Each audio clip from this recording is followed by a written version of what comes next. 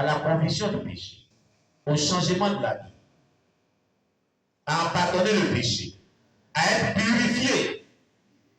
Chaque croyant chrétien, Dieu lui a octroyé cette type d'onction-là. C'est un niveau bas, un niveau très bas. La deuxième, quand vous êtes fidèle dans cette onction et que vous arrivez à vous repentir de ces péchés, et certains péchés que vous ne commettez plus, vous allez passer à la deuxième phase de l'onction, deuxième niveau de l'onction, l'onction sacerdotale. L'onction sacerdotale vient du mot sacerdoce. Le sacerdoce qui stipule que vous devez servir Dieu. C'est cette onction qui reposait sur les Lévites. Et Moïse les avait points en fait qu'ils occupent une fonction dans le sacerdoce de l'Éternel, dans la tente d'assignation. C'est écrit dans le livre de Lévitique. Vous revenez. C'est cette onction qui vous pousse à servir Dieu, qui vous pousse à servir Dieu, qui vous pousse à servir Dieu. C'est par cette onction que Dieu appelle quelqu'un à son service. Celui qui était au niveau bas, dans l'onction du lépreux, dans l'onction de la nouvelle naissance, dans l'onction de la conversion, c'est cette onction qui t'amène dans cette étape-là quand tu es fidèle à Dieu. Quand tu marches par l'esprit, quand tu obéis aux enseignements de Dieu, alors cette onction t'amène dans l'onction du lépreux, l'onction de la nouvelle naissance. Elle garde l'onction de la nouvelle naissance en toi, elle se transporte dans l'onction sacerdotale, l'onction des Lévites, l'onction d'appel à servir Dieu. Arrivé dans cette onction, tu es quitté donc dans le parvis. C'est le tabernacle. Tu es quitté dans le parvis. Tu es allé dans le lieu saint où les Lévites travaillaient pour Dieu, dans le sanctuaire. L'onction a 3 phases, comme le tabernacle de Dieu, a 3 phases. Donc tu quittes dans le parvis, qui est l'onction du lépreux, l'onction de la nouvelle naissance, ou dans le parvis. C'est là qu'on venait faire les sacrifices de culpabilité. Il y avait, on a vu ça non, dans le tabernacle, on a écrit. N'est-ce pas? Il y avait l'autel des holocaustes, où les gens venaient faire les sacrifices de culpabilité, les sacrifices d'action de grâce, les sacrifices de repentance. C'est pour ça qu'on appelle ce niveau l'onction du lépreux, l'onction de la purification, l'onction de la nouvelle naissance, l'onction de la transformation, l'onction de la repentance, l'onction du changement. Et c'est cette onction-là qui est définie dans 2 Corinthiens 5, verset 17. Si quelqu'un est en Christ, il est une nouvelle créature. Les choses anciennes sont passées. Voici toutes choses sont devenues nouvelles. C'est cette onction, c'est ce niveau de cette onction qui te transforme. Quand Dieu voit ta fidélité dans ce niveau, il te transporte dans le deuxième niveau d'onction, qu'on appelle l'onction sacerdotale. L'onction pour pouvoir servir Dieu. L'onction qui t'amène à ton appel ministériel. L'onction qui t'amène à te consacrer à servir Dieu. Et que là, tu ne sais pas, mais tu as le désir pardon sur ton cœur de pouvoir servir Dieu. Spécifiquement par rapport à ton appel auquel Dieu t'appelle. Par rapport au don spirituel qui est en toi. Par exemple, si tu as un don de guérison, cette onction se manifeste. Pour d'autres, ceux qui ont le don de guérison, quand ils prient souvent, les bras là, il y a une onction qui descend, ça les fait très mal. Ça devient lourd. Ça les fait très mal. Ça devient lourd. Tant qu'ils n'ont pas prié pour un malade, ils souffrent. Et le plus souvent, c'est quand il y a un malade qui est dans les environs, quand il y a un malade est dans les environs, que cette manifestation-là, ils sont dans une onction descend dans les bras. Les bras les fait tellement mal, ils sentent une puissante onction qui descend dans les bras. Une puissante onction qui descend dans les bras. Et puis, Dieu leur dit, va prier pour cette personne qui est malade. Même va le peut-être à prier. Quand ils imposent la main, ils prient. Cette décharge disparaît. La personne est guérie automatiquement. Si quelqu'un a expérimenté cette vraiment, il dit que j'ai dit vrai. Qui a expérimenté ça? Qui a eu cette onction-là une fois? Voilà. Levez bien les bras.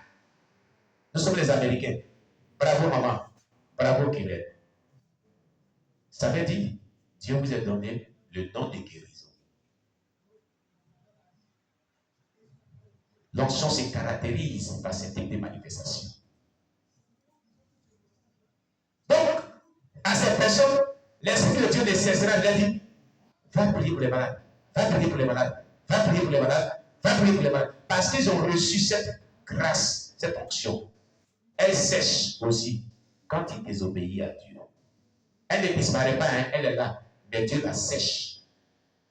Le jour où tu vas te repentir, que tu as commencé à obéir à Dieu, Dieu la réactive. Vous revenez. Et quand tu vas commencer à te consacrer, elle va être renouvelée, elle va être réactivée, et tu vas voir, elle va se manifester encore plus puissamment. L'onction sacerdotale. Pour certaines personnes, elles les amènent beaucoup à prier dans le secret. Et ces personnes ont soif d'entendre la voix de Dieu. Ils ont le désir que Dieu leur dise. Dieu leur dit des choses sur la vie des gens. Des choses sur la vie des gens. Des choses, Dieu leur révèle des choses sur la vie des gens. Des événements de la vie des gens. Dieu leur donne des révélations. Ça, c'est l'onction prophétique. L'onction du don de la prophétie et du don des paroles de connaissance qu'on appelle la révélation. Ce désir-là, brillons dans eux. Quand ils s'en vont gêner, ils ne demandent pas autre chose. Seigneur, parle-moi sur la vie des gens. Donc toi, il n'y a pas autre chose à demander sur la terre. Mais c'est ce qui brillonne dans lui. Seigneur, il faut que tu me révèles les choses cachées. Oh, Jésus, révèle-moi des choses cachées. Et c'est comme un fardeau sur le cœur. Ils vont gêner, ils vont prier, ils vont gêner. Et puis, si Dieu les a destinés à cette onction, effectivement, Dieu les accorde sur. Et Dieu les utilise dans ce domaine. Ça, c'est l'onction sacerdotale qui se manifeste. Chaque personne qui a dépassé le niveau primaire de l'onction, qui est l'onction primaire, et qui est descendue dans l'onction sacerdotale, manifestera l'onction selon les dons spirituels ou les dons spirituels qui sont dans leur vie, et manifestera l'onction selon l'appel ministériel. S'il appelait à un évangéliste, s'il appelait un prophète, s'il appelait un apôtre, s'il appelait un docteur, cette onction se manifestera selon les dons spirituels, les capacités spirituelles, l'appel ministériel qui est dans les vies. Alléluia. Quelqu'un m'écoute très bien. Quelqu'un me comprend très bien. Pour d'autres, c'est une foi, le don de foi. Cette foi, elle est prodigieuse, elle est miraculeuse. C'est une foi qui les pousse, mais qui opère des miracles extraordinaires. Cette foi n'échoue pas devant un cas quelconque spirituel, un problème quelconque spirituel. Mon père spirituel avait cette foi. Il est décédé. Le prophète Élie a Dieu. Il ne s'est pas dit écrit. Il était dans le groupe de délivrance et de prière de l'Assemblée de Dieu de l'église Silo de derrière Rail à l'époque. Quand les gens sont bons. Et avant, à l'époque, dans les années, je ne sais pas, 80 autres, on les appelait, on les louait pour aller prier. Ceux qui ont vécu à l'Assemblée de Dieu derrière Rail, ils savent de quel groupe de prière ils parlent. Ils étaient spécialement sollicités par des assemblées de Dieu. Parce que quand il y avait des cas de délivrance, on dit, allez-y à Silo. Il y a un groupe de prière et de délivrance là-bas. Là. Il y a quelqu'un qu'on appelle la Modio. Il est dans un groupe de prière. Quand il prie, là, il y a guérison. Quand il prie, là, il y a miracle. Il avait la foi qui opérait le miracle. Et un jour, on l'avait écarté du groupe. Sous sanction disciplinaire. Pas qu'il avait chuté avec une sœur. Mais c'est ce qui est bon. Parce que quand tu es aussi un disciple, que tu es indiscipliné, quand on dit des disciplines, qu'est-ce qui était passé? À lui aussi, il disait que c'est son langage indien, le diable m'avait marteau. Il dit marteau, c'est-à-dire le diable m'avait tapé, m'avait détenu captif dans le mariage. Il cassait beaucoup de fiançailles brisées. Dans l'Assemblée de Dieu là, il brisait beaucoup de fiançailles. Donc, un jour, on l'avait vu avec une sœur dans la rue à 22h. Avant l'Assemblée de Dieu, si on te voit avec une sœur en Christ, à 22h en train de causer, sous la parterre, celui qui t'a vu, les sentis au pasteur le lendemain, vous mettez sous discipline. Vous n'avez pas le droit de faire ça. 21h. Ou même 18h, on te voit avec une sœur. Vous marchez ensemble, vous battez quelque part. Le frère et la sœur, vous battez où? À cette heure. Vous ne craignez pas Dieu. Vous mettez sous discipline. Les frères marchent avec les frères à cette heure. Les sœurs marchent avec les sœurs à cette heure. Mais pas garçon et fille à cette heure. Ou bien jeunes gens, on vous voit, on vous met sous discipline. C'est comme ça on l'a mis sous discipline. Maintenant, il y avait une veillée de prière de délivrance. Et quand question de discipline, il ne rentre pas dans le groupe. Il était à la maison. Il était avec celui qui est resté, qui est mon père spirituel qui a diaqué. Parce que les deux qui m'ont formé. C'est les deux qui ont fondé l'œuvre quand Dieu les sorti de l'Assemblée de Dieu et qui m'ont formé. Il a diaqué actuellement. Donc il priait. À l'approche de s'est veillé. Parce que l'autre, lui qui a diaqué, n'a pas été exclu du groupe. Et il dit, il prie beaucoup. Hein. Moi, il n'est pas encore croisé par Oscar, mais il nous a appris à prier. Il prie, lui, son plafond, c'était 15 heures du temps, non-stop. Il prie jusqu'à 15 heures du temps. Et moi, j'ai prié 2 fois 12 heures du temps, non-stop, quand j'étais avec lui. Amen. Mais je gênais beaucoup. Oh, lui, il ne gêne pas. Non, tu ne vas pas trouver le vieux perdant de gêner. Tu vas partir au travail à 6 heures. Tu vas revenir à 18 heures. Là où tu l'as laissé en train de prier, là, tu vas trouver le vieux perdant de prier. Mais c'est celui qui a diaqué, là. Lui, il gêne beaucoup. Amen. Et c'était comme ça que j'ai prié avec eux. Mais moi, je priais et je gênais. Voilà la grâce que Dieu m'avait faite. Alors, il dit à l'autre qui est parti au travail, il revient, il dit, il prie aujourd'hui, mon frère. Et qui va voir lui, Dieu dit, c'est ma veille. On m'a mis à l'écart, mais c'est ma veille. Ils auront besoin de moi. Alléluia! Quand vous êtes croyant, même si vous êtes dans un trou et que les gens ont des cas, ils vont aller vous chercher. Quand vous êtes croyant, vous n'avez rien fait de mauvais. Si vous êtes dans le cas, vous êtes un faux démissif. La vérité va rattraper le mensonge, ils vont aller vous chercher. Veillez à commencer. Hier, il y a eu des cas. Il y a une pièce qui manque dans la voiture ne peut pas marcher.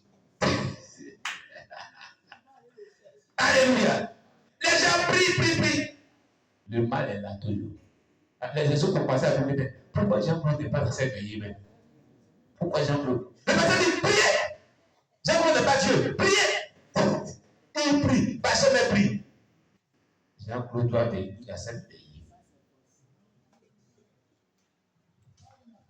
Il était à la maison et Dieu lui dit, il faut aller parce que j'ai besoin de toi à cette veillée.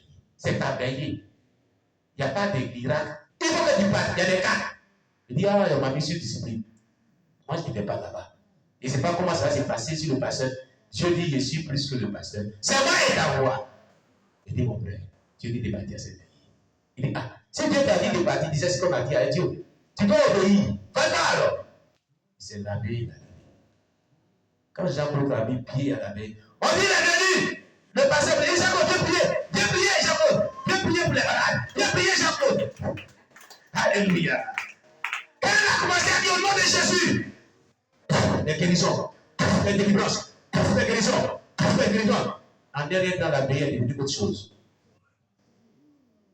Quand Dieu a donné à quelqu'un une grâce, un don, il doit jouer son rôle dans le corps de Christ. Laissez-le à sa place, jouer son rôle. Chaque personne a un don ou des dons spirituels, et en fonction des dons ou des dons spirituels, doit accomplir une œuvre excellente dans le corps de Christ. Alléluia. Voilà. Alléluia. La veille, là, quel est venu? Il dit, levez les mains, on prie. Il ne sait pas lire écrit dans son français qui est tordu. Levez les mains. Toi qui es mal. Et puis, la main, ton procès de révélation des prophéties. Dieu lui montre où le mal est localisé. Le démon là, le regarde. Et puis, dis-toi, démon, je te vois, tu es à gauche là. Amen. Il n'a pas de temps avec tout ça. Et des guérisons et des miracles ces jours. Quand veillée est fini, le lendemain, il dit, lui, il ne va pas à l'église, il est sous discipline. Alléluia. Le pasteur me dit, mais raison de prière de goût de dimanche, je ne veux pas jamais où. Il était sous discipline. Alléluia. Ils sont allés le chercher. Alléluia. Parce qu'il pouvait passer des jours et des jours en train de prier seulement. Des heures et des heures. Jean-Claude peut commencer à parler à l'homme. de 6h jusqu'à 18h non-stop. Mais quand le jour part à là comme ça, il rentre dans ce palais avant des guerres spirituelles. Non.